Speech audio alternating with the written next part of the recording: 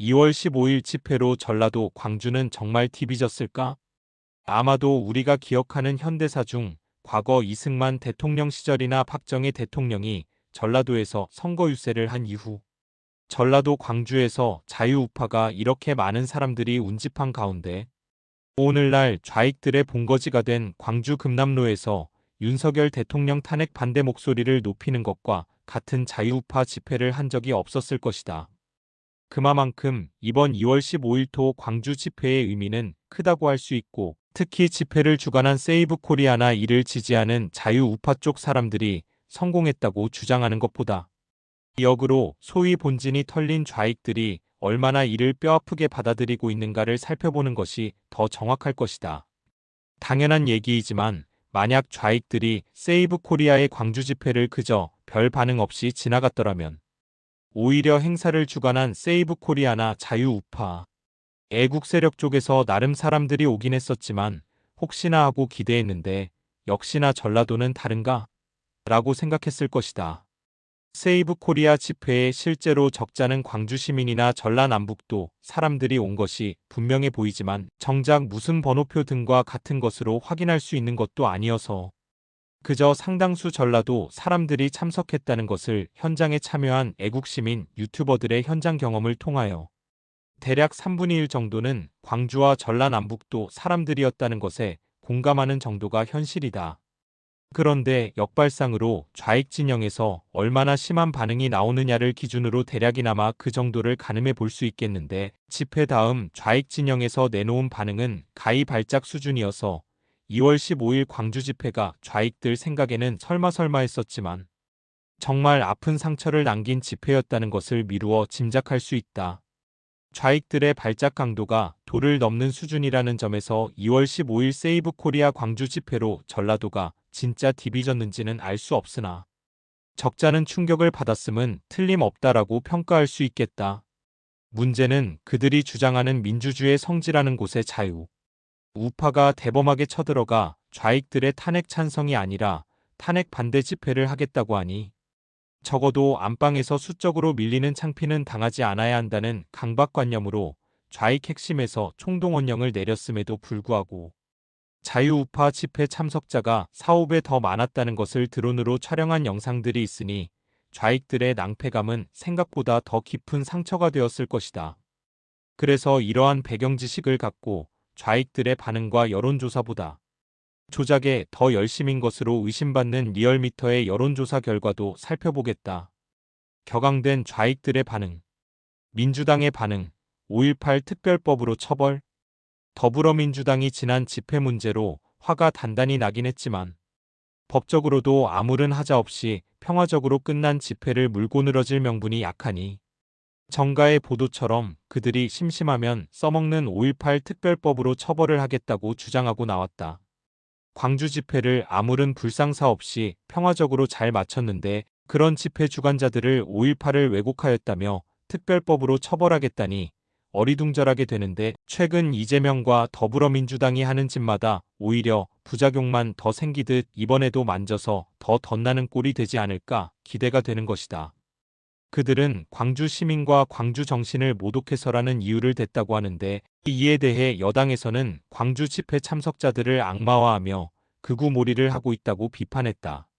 좌익들의 발작적 반응을 좀 더 구체적으로 알아보면 한민수 더불어민주당 대변인은 광주 시민들과 광주 정신을 모독하는 떴다방 집회를 했으므로 5.18 특별법 위반에 따른 고발 등의 법적 조치도 법률위를 중심으로 검토하겠다고 하고, 김민석 더불어민주당 수석 최고위원은 버스 타고 왔다가 버스 타고 사라진 떴다방 버스 동원 집회였고 광주 집회를 가장해 내란 장사를 의도한 타락한 사기극이라고 극언들을 쏟아내고 있으나 이들이 언제 시대착오적 사고에서 헤어날지 알 수가 없다는 안타까운 생각이 든다.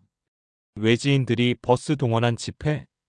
좌익들은 좌익 안방에서 좌익들 동료에도 불구하고 경찰 추산 1.5배 이상의 사람들이 탄핵 반대 집회에 참석하였다고 하나 경찰 집계를 신뢰하지 않는 사람들은 탄핵 찬성 집회보다 4, 5배가 많았다는 것이 항공사진 등으로 확인이 되는 상황이니 부인하기도 어려웠을 것이다.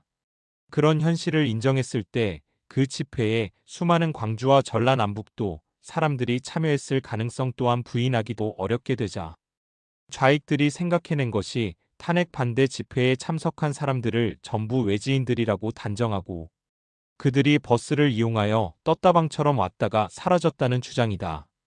이것은 단지 그날 당일 행사의 탄핵 찬성보다는 탄핵 반대 쪽 참여인원이 많았다거나 그날 탄핵 반대 집회에 광주와 전라남북도 사람들이 많이 참석했다는 진위 여부보다 그들이 이런 과잉 반응으로 보여주고자 하는 것은 그날 그 행사장에 참여하지 않고 뉴스로 보고 듣게 되는 나머지 광주와 전라남북도 사람들을 속이기 위한 목적이 더 크다고 본다.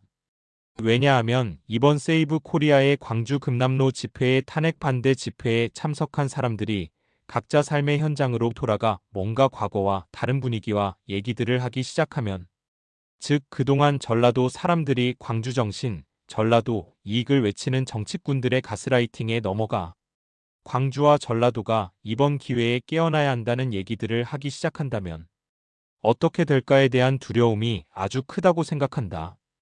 김대중 등장 후 그러니까 1980년 이후부터 현재까지 45년간 소가 반대한민국적 좌익들을 키워주는 숙주 역할을 해왔었다는 반성을 하게 되는 순간 한국의 좌익들은 뿌리째 흔들릴 수 있다는 공포를 느꼈을 것이고 그것은 자신들의 미래를 송두리째 날려버릴 핵폭탄급 공포감으로 다가갔을 것이라고 짐작해 볼 수 있다.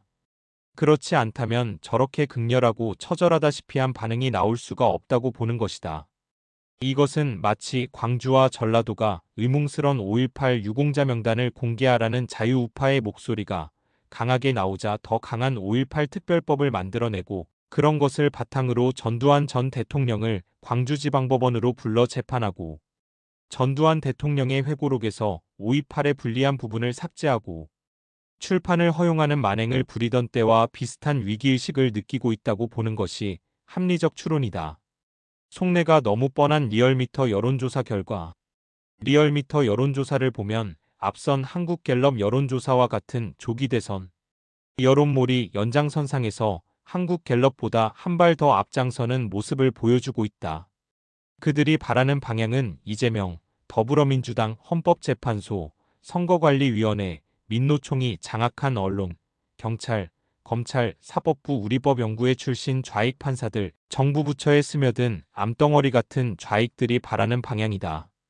구체적으로 살펴보면 정권 교체 51.5%, 정권 연장 44.5%로 정권 교체 여론이 오차 범위 밖에서 앞선다는 것을 제일 먼저 밝히고 격차가 지난 3주 동안 오차 범위 안에 있었으나 이번 조사에선 격차가 7.0%포인트로 벌어져 오차 범위를 벗어났다고 부연 설명하고 있다.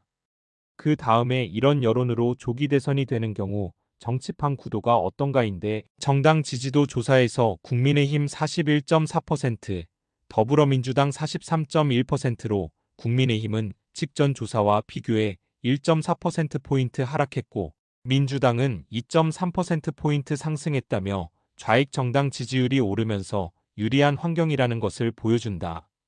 그 다음이 대선 주자 적합도라며 이재명이 43.3%로 가장 앞서고 김문수 18.1%, 오세훈 10.3%, 홍준표 7.1%, 한동훈 5.7%, 유승민 2.5%라고 소개한다.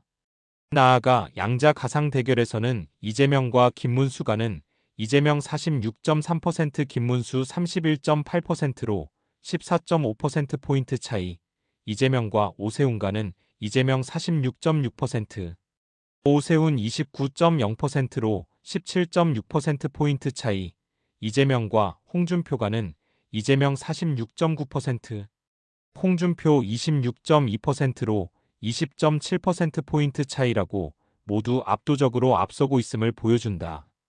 결론은 헌법재판소에서 탄핵이 인용되는 순간 일사천리로 이재명이 대통령이 되고 대한민국은 좌익들의 해방구가 된다는 그들로서는 장밋빛 전망을 보여주며 좌익들을 독려하고 있는 것이다.